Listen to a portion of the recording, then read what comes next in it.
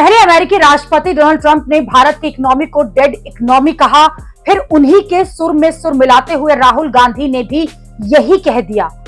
लेकिन गजब की पॉलिटिक्स हो रही है राहुल गांधी के बयान पर। उनके बयान पर तो आग लगी हुई है, लेकिन ट्रंप के बयान पर सन्नाटा छाया हुआ है।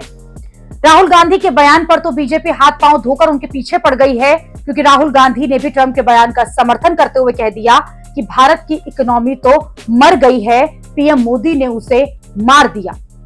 राहुल गांधी ने कहा कि ये बात सबको पता है, सिर्फ पीएम मोदी और वित्त मंत्री को छोड़कर। राहुल गांधी ने कहा कि पीएम मोदी कंफ्यूज हैं, उन्हें नहीं पता कि देश कैसे चलाना है। Trump is saying Indian economy is a dead economy. Yes, he's right.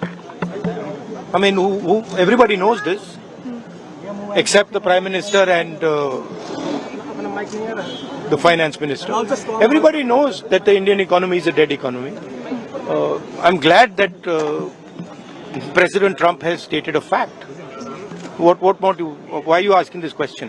लेकिन 25% टैरिफ लगाया, प्लस पेनल्टी भी लगा दी। This is a dead economy. Are you people not aware of this? आपको ये मालूम नहीं है कि इंडियन इकोनॉमी डेड इकोनॉमी है? कोई कंफ्यूजन है आप में? पूरी दुनिया जानती है कि Indian economy is a dead economy, और बीजेपी ने इकोनॉमी को खत्म कर दिया है। क्यों खत्म किया है? अदानी जी की मदद करने के लिए खत्म किया है। तो आप लोग हैरान क्यों लग रहे हो? राहुल गांधी ने जैसे ही ये बयान दिया, पूरी बीजेपी में ऊपर से लेकर नीचे तक आग लग गई। बीजेपी ये बताने में जुट गई कि भारत की अर्थव्यवस्था तो शानदार है, राहुल गांधी झूठ बोल रहे हैं। बीजेपी की तरफ से ये कहा जाने लगा कि राहुल गांधी ने सारी हदें पार कर दी, वो ट्रंप के बयान बोलने लगे हैं। राहुल गांधी बताएं कि वो किसकी साइड हैं।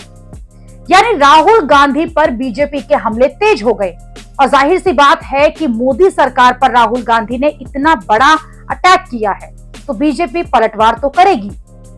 लेकिन कमाल की बात यह है कि जिस ट्रंप ने भारत की इकोनॉमी को डेड कहकर भारत का अपमान किया, सीधे सीधे नरेंद्र मोदी की आर्थिक नीति को ही फेल बता दिया, उसे लेकर बीजेपी सरकार और केंद्र की सरकार दोनों ही चुप हैं।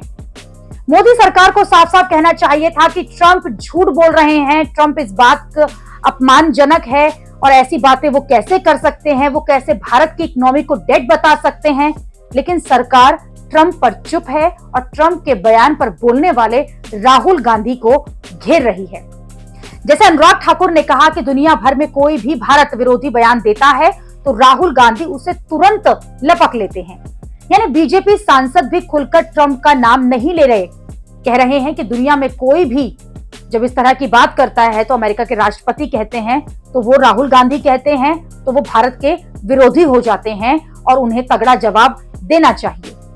यहां तक कि संसद में भी वाणिज्य मंत्री पीयूष गोयल ने अमेरिका की तरफ से टैरिफ लगाए जाने पर सरकार का पक्ष रखा। ये मैसेज दिया कि सरकार के लिए राष्ट्रहित पहले है। लेकिन इस भाषण को लेकर भी कांग्रेस ने आरोप लगाया कि केंद्रीय मंत्री ने एक बार भी ट्रंप का जो ट्वीट है उसकी चर्चा नहीं की। इसी को लेकर कांग्रेस प्रवक्ता पवन खेड़ा कह रहे हैं कि भक्तों की देशभक्ति कुछ शर्तों पर ही आधारित है। ट्रंप खुल्लम खुल्ला धमकी दे रहे हैं, खिल्ली उड़ा रहे हैं, उस पर सरकार से सवाल नहीं करेंगे तब तो जैसे मुंह में दही जमी होती है। राहुल गांधी ने आत्मचिंतन करने का सुझाव दिया तो सब तिलमिला उठे। दूसरी तरफ आप देखिए कि दुनिया में क्या हो रहा है। दूसरे देशों के नेता ट्रंप की धमकियों को डटकर मुकाबला कर रहे हैं। जैसे ब्राजील के राष्ट्रपति लूला डी सिल्वा की बहुत चर्चा हो रही है। अमेरिका के अखबारों में उनके बारे में यह छप रहा है कि ट्रंप को जैसा जवाब लूला ने दिया है वैसा कोई नहीं दे पा रहा। ट्रंप ने ब्राजील पर 50% टैरिफ लगा दिया है और लूला कह रहे हैं कि वो ट्रंप से ऑर्डर नहीं लेते।